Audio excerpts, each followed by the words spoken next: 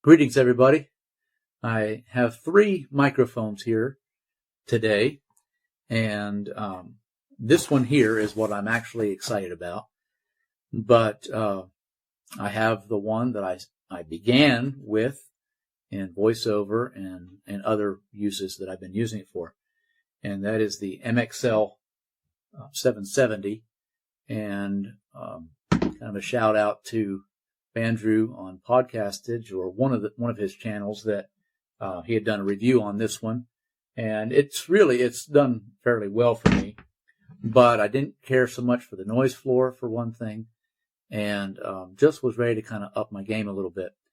I have the Zoom H5 here that I'm recording into, but it also does have the XY camera or microphone here on the top of the H5. So I can record into that as well. And in the first part of this video anyway, you'll be hearing the MXL770. What I have here today is my the newest weapon in my arsenal, and that is the Lewitt LCT440 Pure. And so I haven't even opened it. It just came through FedEx today, and we'll check and see what it looks like, and then I will plan to give you a sound sample in the booth in just a little bit. And that is the LCT440 Pure. I've done quite a bit of research on the on different mics. I don't have a huge budget for these, but I wanted to get something that was really high quality. Obviously, the Sennheiser 416 is out there, but I don't have that kind of money to put into a microphone.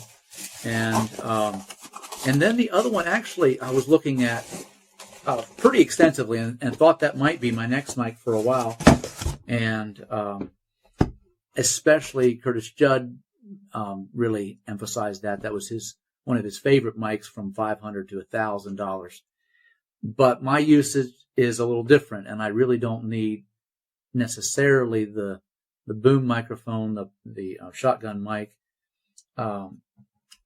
Yes, I know there are advantages to them even in the booth, but I felt like maybe this Lewitt mic might be a little more of what I actually should get, and it's obviously even a little more friendly on the budget. Think about any place that you look for them right now, you probably can find them for about $269. So anyway, let's see what we have here.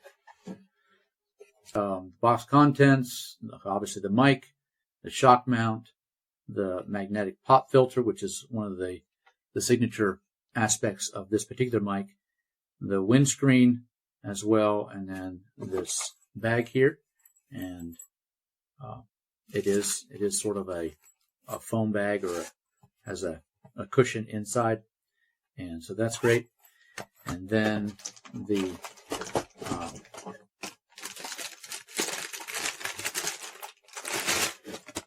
mount with that little bit of a windscreen here as well, and the pop filter, and then of course the microphone as well. And as anybody else has said, basically, they may not have used these words, but it is a little tank. It's a good heavy-duty microphone. So anyway, we're going to try to get this into the booth and probably do a little bit of a test, at least with the MXL and the Lewitt. And not that there's really any close comparison. I forget, it seems like the MXL maybe has something like an 18 dBA or something like that of self-noise, and this is listed as 7. So there's a pretty vast difference there, and even just the quality, I'm sure you'll be able to tell. But we'll try to do some of that without any of the extra processing. So anyway, I'm quite pleased with this and anxious to try it out. Well, here we are in the booth and ready to at least put a little bit of a sound test on between the Lewitt and the MXL770. So just a few things real quickly. Just as they sit here, the Lewitt's substantially smaller, and a number of, I think, about 6 ounces lighter. That's one thing, actually, that I discovered is it was a little bit heavy. I just use a small mount, little stand for my desk, and it was almost too heavy. Even though it's pretty small, it was almost too heavy for that mic stand. So that's something to consider. But compared to the MXL, that one's about a pound, and so there's a substantial weight difference there. There's also, of course, the noise floor. We mentioned that earlier. I checked it out. It actually, on the MXL, is at 20 dB instead of 18. I believe I said 18, but the spec sheet actually says it's 20. And, of course, again, the Lewitt is at 7. So there's a substantial difference there. One thing I'll just mention quickly in a little bit that I've dealt with the Lewitt is that the shock mount is great. It's nice, and there's a nice knob there to adjust it and everything. However, because of the shape of the mic, on the MXL, you can just spin it and make it work however you want it to. Pretty well, anyway. Because of the shape and being sort of a rectangle form there, you can't very well spin it in the shock mount. So it's sort of just a forward and back rocking motion on the adjustment there. And so there's not quite as much leeway on the different positions you can put it. Of course, with a boom arm or something else, maybe you'd have a way to make that a little more feasible, and you could kind of fit it into a particular location that you want it to go. So that's just one thing there. It also has of course, it's a bright sound. Now, when I checked the frequency graph, the MXL770 is pretty similar, largely, to the Lewitt on just the graph. There's a little bit of a dip, maybe around 3,000, I think, about 3K, that there's a little dip there, maybe 1 or 2 dB. And then when you get up to about 9,000, I think 9K is where you have that pretty good sized peak. I think it's +7 maybe. And there's a fairly decent range right there that stays pretty high. Now, the Lewitt does have a little bit of that boost, but it's not as pronounced, and there's a bit more of a gradual slope. And so maybe a little harsher in the MXL770. Again, you can hear probably the difference in the noise floor as well. There's a little, it's just not quite the quality there. And so anyway, you have some differences, obviously, in the sound itself, and yet they both would serve you if you're needing a very budget mic, $99 or something like that for the MXL770. That's great. You can probably get by for quite a while with that, especially with some decent editing and noise reduction in your DAW. The Lewitt it sounds good even before really doing a whole lot with it as far as actual editing. And so just, I guess it's your price point, what you're able to do.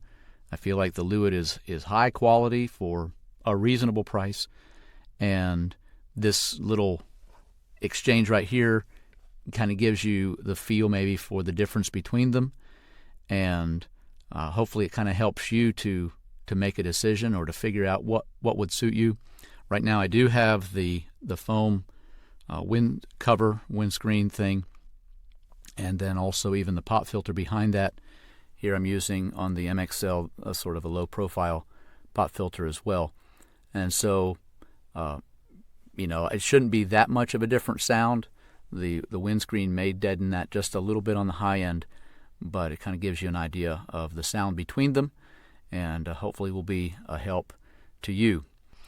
So choose one. Maybe it's even something else. Do your research. That's what I did, and hopefully it'll be a help to you to just kind of hear these side by side and get a little bit of a feel for what you can expect from them. Well, have a great day. Thanks for watching.